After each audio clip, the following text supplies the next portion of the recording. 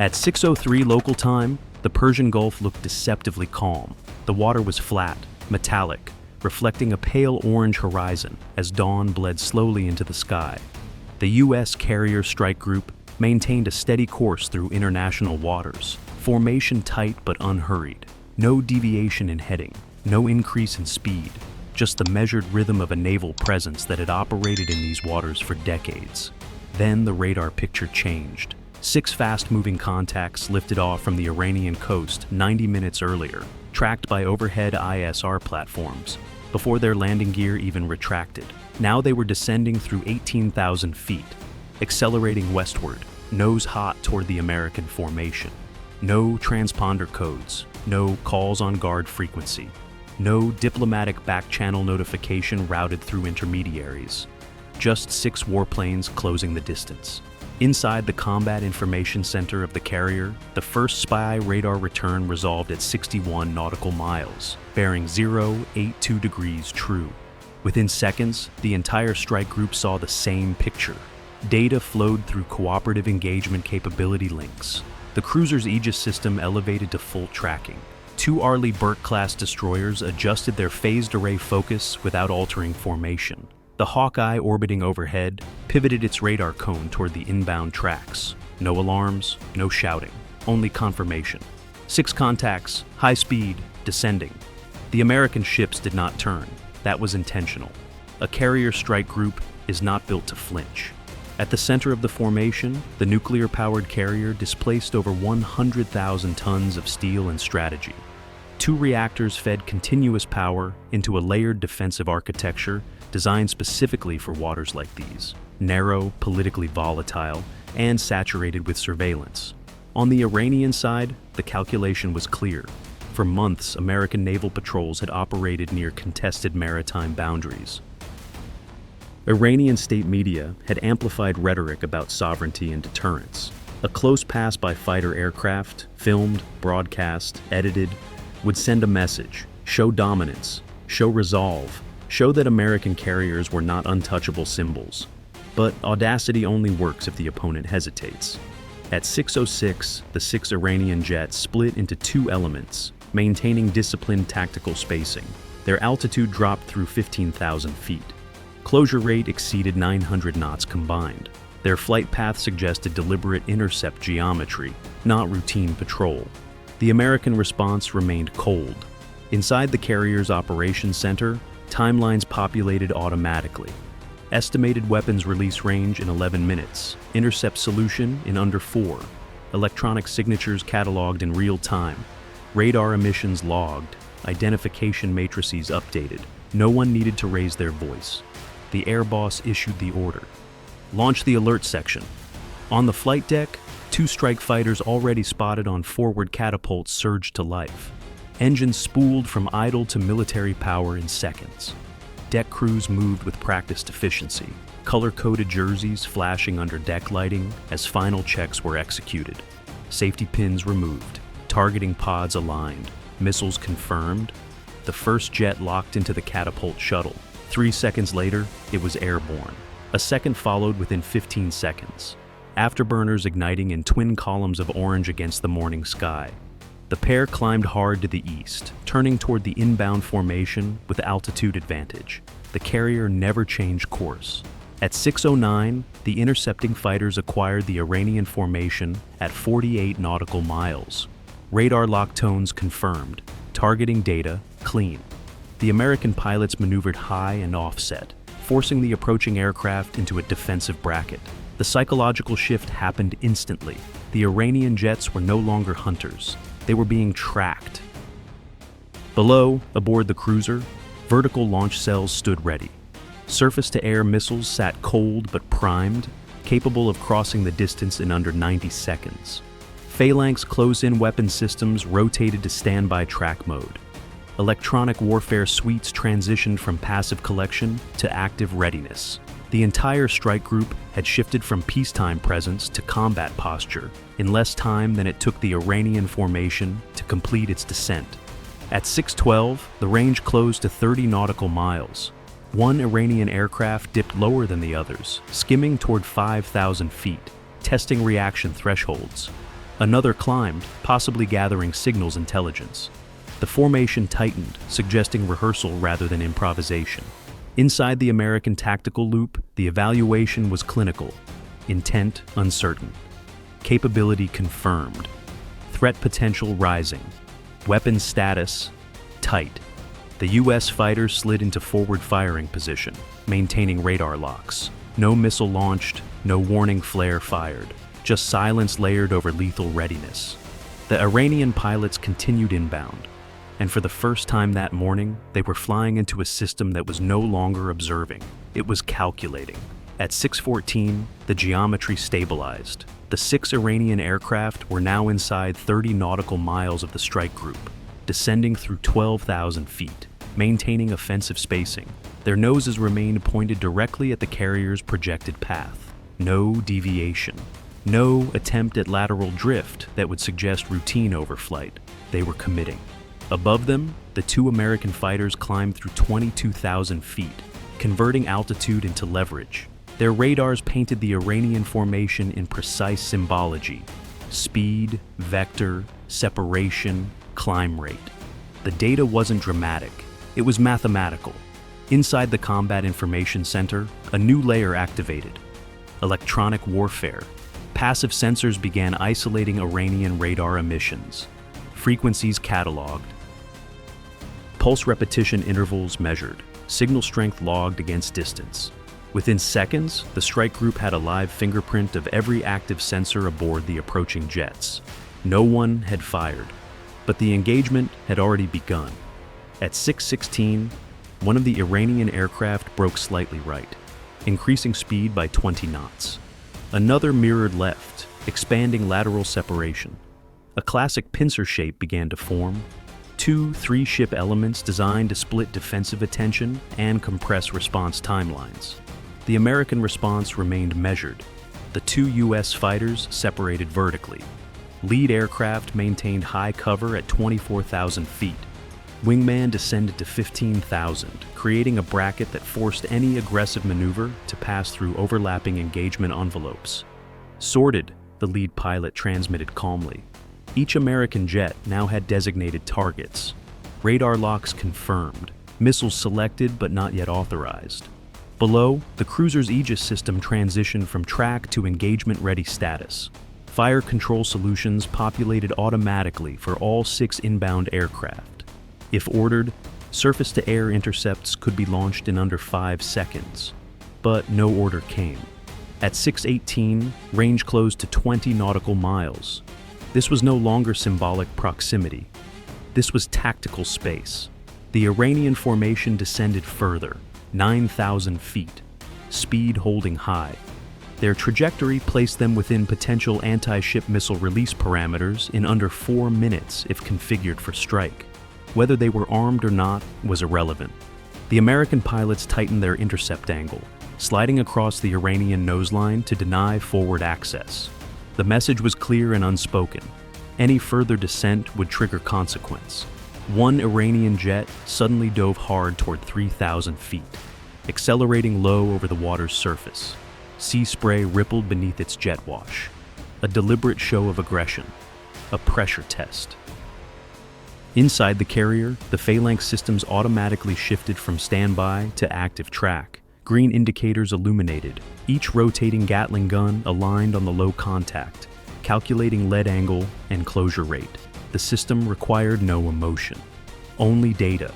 At 6:20, the low-flying Iranian jet pulled slightly upward, but did not break off. The American lead pilot keyed his mic. Bandits maintaining attack vector, no comms. The rules of engagement remained defensive. Weapons tight unless hostile intent crossed defined criteria, but intent was becoming visible. At 6:21, the Iranian formation compressed again, this time reducing vertical separation. The pincer narrowed. They were pushing inside 15 nautical miles, close enough for visual identification of the carrier's deck structure. That proximity was not accidental. Inside the strike group, the temperature of the engagement changed, not outwardly, but procedurally. Missile batteries shifted from standby to final ready. Electronic countermeasures transitioned from passive collection to pre-jam configuration. The American fighters rolled slightly inward, forcing the Iranian jets to choose between climbing into a missile envelope or descending into layered shipboard defenses. At 6:22, one Iranian aircraft executed a sharp nose-down vector directly toward the carrier's starboard quadrant. The trajectory tightened. Altitude dropped through 2,500 feet. Closure rate increased. Inside the Combat Information Center, a single word passed through the chain. Criteria. The American lead pilot had tone, missile seeker locked. For the first time, the Iranian cockpit warning receivers would have begun to scream, indicating they were painted by fire control radar. The tables had flipped completely. The Americans still had not fired, but every Iranian pilot now understood something critical. The next movement would not be answered symbolically. It would be answered permanently. At 6:23, the diving aircraft leveled abruptly at 1,200 feet and banked hard away from the carrier's hull. The pincer formation fractured. Two jets climbed sharply. Another rolled inverted before pulling into a defensive turn. The attack geometry dissolved in seconds. No missile left the rail. No surface-to-air battery ignited. The American response remained exactly what it had been from the beginning. Cold, disciplined, unmoving. The carrier maintained heading. Speed unchanged. But the 6 Iranian warplanes were no longer descending on a passive target. They were maneuvering inside a lethal envelope that had just demonstrated it would close without hesitation. And everyone in the sky knew it. At 6:27, the airspace settled into a new equilibrium. The 6 Iranian warplanes had broken their attack geometry, but they had not fully disengaged. Instead of turning for home, they repositioned into a loose arc at approximately 18 nautical miles, holding altitude between 10,000 and 14,000 feet. They were no longer diving, they were observing. Above them, the 2 American fighters adjusted to mirror the arc, maintaining altitude advantage and firing solutions without crossing the threshold of escalation. Radar locks cycled deliberately: acquire, hold, release, reacquire, sending a constant stream of warnings into Iranian cockpits. Inside each Iranian aircraft, threat receivers would have been alive with tone. Every pilot now understood. They were inside engagement range of multiple systems simultaneously. From below, the carrier strike group had layered its defenses like concentric rings. Outer ring, airborne interceptors with active radar missiles. Middle ring, Aegis cruisers and destroyers tracking every movement. Surface-to-air missiles pre-programmed with solutions. Inner ring, close-in weapon systems already aligned and calculating lead angles down to fractions of degrees. There was no gap. At 6:31, one Iranian jet climbed aggressively to 22,000 feet, attempting to negate altitude disadvantage. The maneuver was fast, almost defiant. The American lead responded without urgency. He climbed another 3,000 feet and repositioned slightly forward, denying positional leverage before it could develop. The Iranian aircraft found itself once again lower and offset. The message remained consistent: you may maneuver, you will not gain advantage. At 6:34, naval electronic warfare officers initiated a calibrated response, not full-spectrum jamming, selective disruption. Brief pulses interfered with targeting radars aboard the Iranian jets, just enough to degrade clarity without causing system failure. Screens flickered, targeting boxes lost precision for seconds at a time. It was subtle, but it was dominance. The Iranian formation hesitated again. This time, the adjustment was more obvious. Spacing widened, speeds decreased by 10 knots. Altitude stabilized rather than pressed lower. They were recalculating. Inside the carrier's Combat Information Center, the tactical action officer evaluated the timeline. If the Iranian aircraft maintained proximity beyond established safety buffers, escalation authority would transfer upward within minutes. Nobody wanted that. At 6:38, a second pair of American fighters launched from the carrier, catapulting into the morning air with controlled violence. Afterburners burned briefly, then extinguished as they climbed to reinforce the intercept.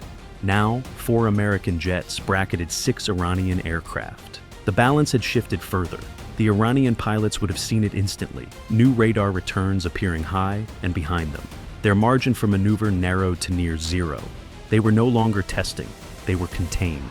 At 6:42, the Iranian formation began a slow turn eastward, not a retreat, a drift. The kind of maneuver designed to preserve narrative while reducing risk. The American fighters matched the drift precisely, maintaining intercept geometry that denied any reapproach. No radio exchange occurred between the two sides. Silence carried more weight than words. At 6:47, range extended to 22 nautical miles, then 25. The Iranian jets climbed gradually to 18,000 feet, stabilizing speed below afterburner thresholds. Aggressive vectors disappeared, nose angles softened. The cold response had achieved its objective without a single missile fired, but the engagement was not over, because withdrawal carries its own risk.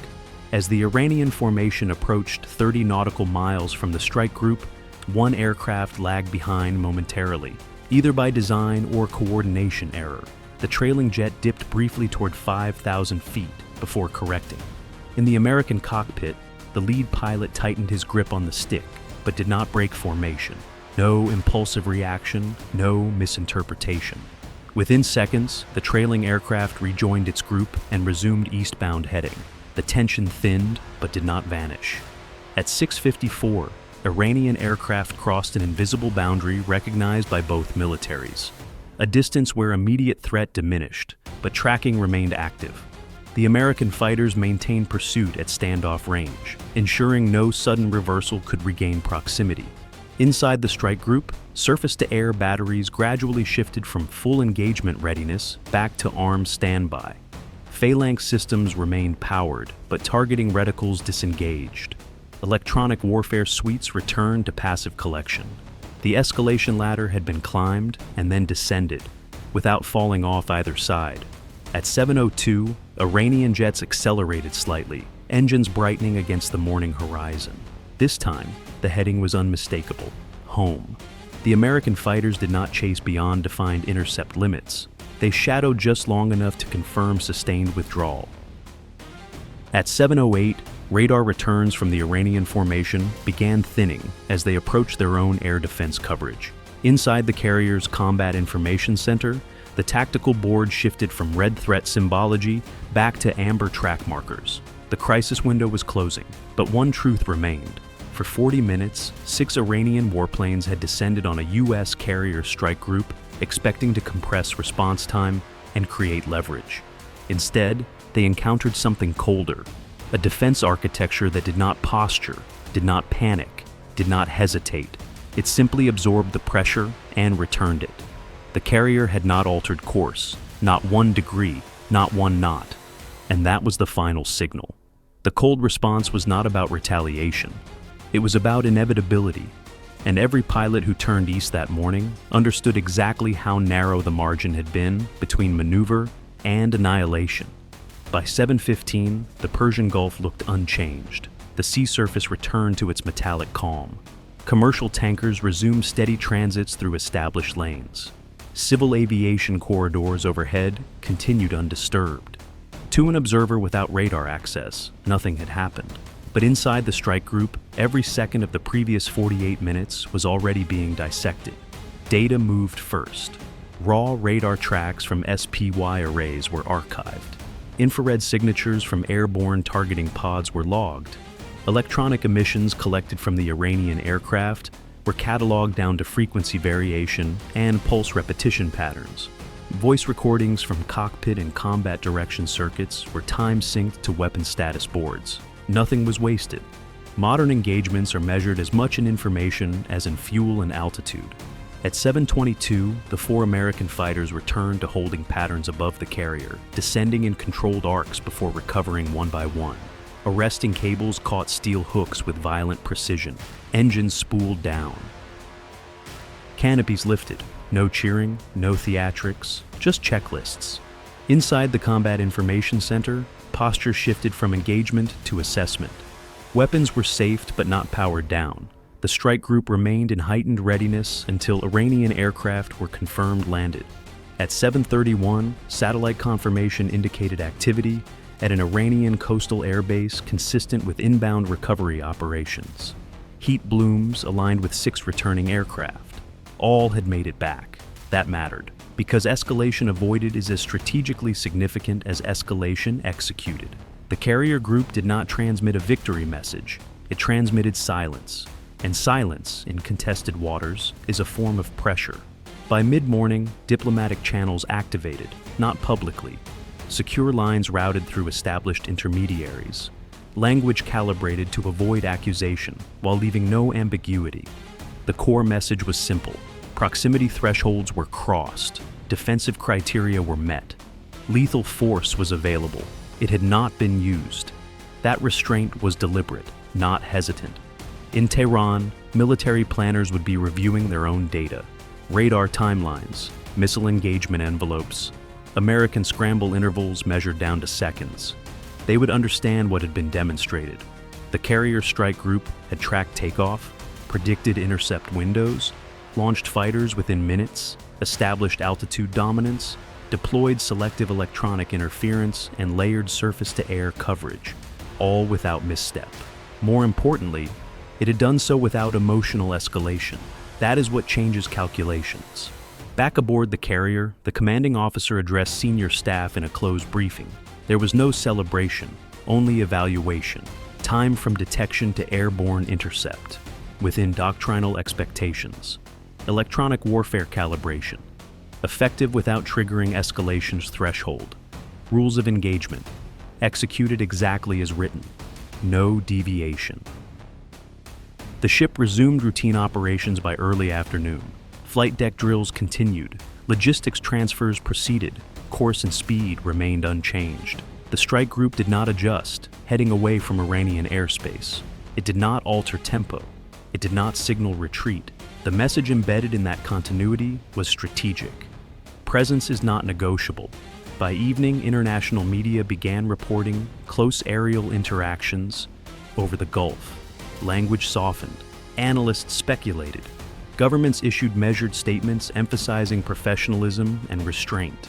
But beneath the headlines, military planners across the region drew quieter conclusions. Saudi and Emirati observers noted the speed of American integration between air and sea layers. Israeli defense analysts evaluated electronic warfare signatures for pattern recognition. NATO liaison officers logged response intervals for future contingency planning. Even adversaries took notes, because the engagement had revealed something fundamental. Modern conflict in contested zones is no longer about dramatic exchange. It is about compression. Seconds between detection and decision. Milliseconds between warning tone and missile authorization. And the psychological space between posture and commitment. That morning, 6 Iranian warplanes descended, believing coordination and audacity could test resolve without consequence. What followed was not explosive retaliation, it was architecture. A defensive web so integrated that aggression never matured into attack.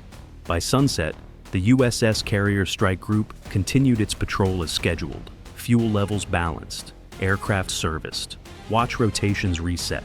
Nothing visible had changed. But inside every cockpit that turned east at 7:02, a new variable had been introduced. They had seen how quickly the ladder could be climbed. They had felt how close they had come to triggering it. And in the Persian Gulf, where distance is measured in minutes and miscalculation in lives, that memory becomes doctrine. The cold response was never meant to humiliate. It was meant to define boundaries. Boundaries enforced not by rhetoric, but by readiness. The next time warplanes descend, planners on both sides will remember the morning when restraint held, because precision made escalation unnecessary. And that memory, more than any missile fired, will shape what happens next.